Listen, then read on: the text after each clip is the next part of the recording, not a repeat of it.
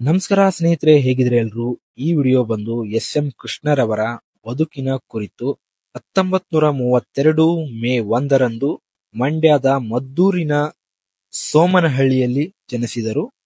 ಇವರು ಆರಂಭಿಕ ಶಿಕ್ಷಣ ಎಲ್ಲವೂ ಕೂಡ ಕರ್ನಾಟಕದಲ್ಲೇ ನಡೆಯುತ್ತದೆ. ತದನಂತರ ಹೆಚ್ಚಿನ ವಿದ್ಯಾಭ್ಯಾಸಕ್ಕಾಗಿ ವಿದೇಶಕ್ಕೆ ಹಡಗಿನ ಮೂಲಕವೇ ಪ್ರಯಾಣ ನಡೆಸುತ್ತಾರೆ.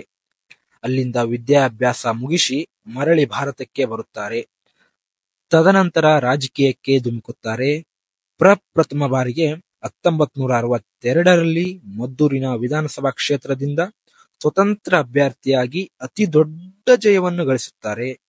ಇದು ಯಾವ ರೀತಿ ಗೆಲುವಾಯಿತು ಅಂದ್ರೆ, ಆ ಕಾಲದಲ್ಲಿ ಮದ್ದೂರಿನ ಜನ ಅಷ್ಟೇ ಅಲ್ಲದೆ ಇಡೀ ಕರ್ನಾಟಕವೇ ಇವರತ್ತ ತಿರುಗಿ ನೋಡುವಂತಾಯಿತು. ತದನಂತರ ಪ್ರಜಾ ಪಕ್ಷಕ್ಕೆ ಸೇರ್ಪಡೆ ಆಗ್ತಾರೆ. ತದನಂತರ 1967ರ ಚುನಾವಣೆಯಲ್ಲಿ ಸೋಲನ್ನ ಕಾಣ್ತಾರೆ. ತದನಂತರ 1968ರ ಮಂಡ್ಯ ಲೋಕಸಭಾ ಕ್ಷೇತ್ರದ ಬೈ ಎಲೆಕ್ಷನ್ ಬರುತ್ತದೆ. ಅದರಲ್ಲಿ ಜಯ ಸಾಧಿಸ್ತಾರೆ. ತದನಂತರ ಬ್ಯಾಕ್ ಟು ಬ್ಯಾಕ್ ಆಗಿ ಲೋಕಸಭಾ ಚುನಾವಣೆಯಲ್ಲಿ ಜಯವನ್ನು ಗಳಿಸ್ತಾ ಹೋಗ್ತಾರೆ. ಅಷ್ಟೊತ್ತಿಗಾಗಲೇ ಇವರು ಕಾಂಗ್ರೆಸ್ ಪಕ್ಷಕ್ಕೆ ಸೇರ್ಕೊಂಡಿರ್ತಾರೆ.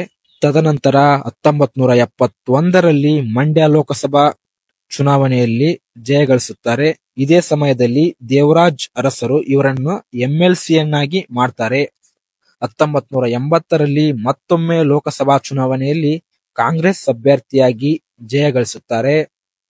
ತದನಂತರ ಇಂದಿರಾ ಗಾಂಧಿ ಸರ್ಕಾರದಲ್ಲಿ ಸೆಂಟ್ರಲ್ ಮಿನಿಸ್ಟರ್ ಆಗಿಯೂ ಕೂಡ ಕಾರ್ಯನಿರ್ವಹಿಸುತ್ತಾರೆ. ತದನಂತರ 1984ರ ಚುನಾವಣೆಯಲ್ಲಿ ಸೋಲನ್ನ ಕಾಣ್ತಾರೆ. 1989ರ ಸಂದರ್ಭದಲ್ಲಿ ಮದ್ದೂರಿನ ವಿಧಾನಸಭಾ ಕ್ಷೇತ್ರದಿಂದ ಜಯ ಸಾಧಿಸುತ್ತಾರೆ. 1989ರಿಂದ 1993ರವರೆಗೆ ಸ್ಪೀಕರ್ ಆಗಿ ಕಾರ್ಯನಿರ್ವಹಿಸುತ್ತಾರೆ. ತದನಂತರ 1993ರಿಂದ 1994ರವರೆಗೆ DCM ಆಗಿಯೂ ಕೂಡ ಕಾರ್ಯನಿರ್ವಹಿಸುತ್ತಾರೆ. ಮತ್ತೆ 1994ರ ಚುನಾವಣೆಯಲ್ಲಿ ಸೋಲನ್ನ ಕಾಣ್ತಾರೆ. 1996ರಲ್ಲಿ ರಾಜ್ಯಸಭಾ ಮೆಂಬರ್ ಆಗಿಯೂ ಕೂಡ ಕಾರ್ಯನಿರ್ವಹಿಸುತ್ತಾರೆ. ಇದರ ನಂತರ ಇವರ ಬದುಕಿನುದ್ದಕ್ಕೂ ಅತಿ ದೊಡ್ಡ ತಿರುವು ಕಾಣ್ತಾ ಹೋಗ್ತದೆ. ಇವರು 1999ರ ಚುನಾವಣೆ ಹೊತ್ತಿಗಾಗಲೇ KPCCಯ ಅಧ್ಯಕ್ಷರಾಗಿರುತ್ತಾರೆ. ಇವರು ರಾಜ್ಯಜನ್ಯ ಎಂಬ ಯಾತ್ರೆಯನ್ನ ಕೈಗೊಳ್ತಾರೆ. ಈ ಯಾತ್ರೆ ಕಾಂಗ್ರೆಸ್ ಸರ್ಕಾರಕ್ಕೆ ಮತ್ತು ಇವರಿಗೆ ಅತಿ ದೊಡ್ಡ ಬಲವನ್ನು ತಂದುಕೊಡುತ್ತದೆ. ರಾಜ್ಯದಲ್ಲಿ ಕಾಂಗ್ರೆಸ್ ಸರ್ಕಾರ ಭದ್ರ ಬುನಾದಿ ಹಾಕುವುದರಲ್ಲಿ ಇವರು ಪ್ರಮುಖ ಪಾತ್ರವನ್ನು ವಹಿಸುತ್ತಾರೆ. ನಂತರ SM ರವರು ಮುಖ್ಯಮಂತ್ರಿ ಏನಾದ್ರು ಅದರ ಬೆನ್ನಲ್ಲೇ ಸಾಲು ಸಾಲಾದ ಸವಾಲುಗಳಿದ್ದವು. ಕಾವೇರಿಯ ಸಮಸ್ಯೆ, ಮಹಾರಾಷ್ಟ್ರದ ಗಡಿ ವಿಚಾರ, ಬರಗಾಲದ ಕಾಲ, ಡಾಕ್ಟರ್ ರಾಜ್ಕುಮಾರ್ ಅವರ ಅಪಹರಣ, ದೇವನಹಳ್ಳಿಯಲ್ಲಿ ಬಾಕಿ ಇದ್ದ ಏರ್ಪೋರ್ಟ್, ಎರಡ ಸಾಲು ಸಾಲಾದ ಸಮಸ್ಯೆಗಳನ್ನು ಸರಳವಾಗಿ ನಿಭಾಯಿಸುತ್ತಾ ಬಂದರು. ತದನಂತರ ಬೆಂಗಳೂರಿನ ITBT ಕಂಪನಿಗಳ ತಲೆ ಎತ್ತಿ ನಿಲ್ಲುವುದಕ್ಕೂ ಭದ್ರ ಬುನಾದಿ ಹಾಕಿದವರು ಇವರೇ ಅಂದ್ರೂ ತಪ್ಪಾಗಕ್ಕಿಲ್ಲ. ಇವಾಗಿನ ITPL ನೋಡಿದ್ರೆ ಸ್ವಲ್ಪ ಬೇಜಾರಾಗುತ್ತದೆ. ಪರಭಾಷಿಕರ ವರ್ತನೆ, ಅಲ್ಲಿ ನಡೆಯುವಂತ ದುಶ್ಚಟಗಳು. ಸರಿ, ಇದ್ರ ಬಗ್ಗೆ ಬೇಕಂದ್ರೆ ಇನ್ನೊಂದು ವಿಡಿಯೋ ಮಾಡಿದ್ರಾಯ್ತು. ನಂತರ 2002ರಲ್ಲಿ ಶಾಲಾ ಮಕ್ಕಳಿಗೆ ಮಧ್ಯಾಹ್ನದ ಬಿಸಿ ಊಟ ಜಾರಿಗೆ ತಂದರು. ತದನಂತರ ಸ್ತ್ರೀ ಶಕ್ತಿ ಮಹಿಳಾ ಗುಂಪು ಜಾರಿಗೆ ತಂದರು. ಇದೆಲ್ಲದರ ನಡುವೆ 2001-2ರಲ್ಲಿ ಇಂಡಿಯಾ ಟುಡೇ ನಡೆಸಿದ ಸಮೀಕ್ಷೆಯಲ್ಲಿ ಬೆಸ್ಟ್ CM ಎಂದು ಕರೆಸಿಕೊಂಡರು. ಆಗಲೇ ನಿಮ್ಗೆ ಇನ್ನೊಂದು ವಿಷಯ ಹೇಳಬೇಕಾಗಿತ್ತು.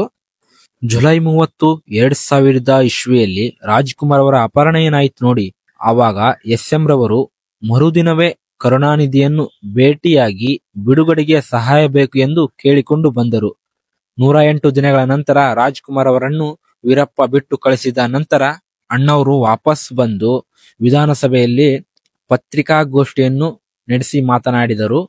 SM ರವರ ನಾಮಧೇಯವನ್ನು ಕಿಂಚಿತ್ತು ಉಲ್ಲೇಖ ಮಾಡದ ಕಾರಣ SM ರವರು ತಮ್ಮ ಆತ್ಮಚರಿತ್ರೆಯಲ್ಲಿ ಅದು ಉದ್ದೇಶಪೂರ್ವಕವೋ ಅಥವಾ ಮರೆವ ಎಂದು ಉಲ್ಲೇಖ ಮಾಡಿದ್ದಾರೆ. ಇನ್ನೊಂದೆಡೆ ಅಣ್ಣವರ ಬಿಡುಗಡೆಗೆ SM ರವರು 20 ಕೋಟಿ ಹಣವನ್ನು ಕೊಟ್ಟಿದ್ದಾರೆ ಎಂದು ಆರೋಪ ಕೂಡ ಕೇಳಿ ಬಂದಿತು. ನಂತರ 2004ರ ಚುನಾವಣೆಯಲ್ಲಿ ಕಾಂಗ್ರೆಸ್ಗೆ ಸೋಲಾಯಿತು.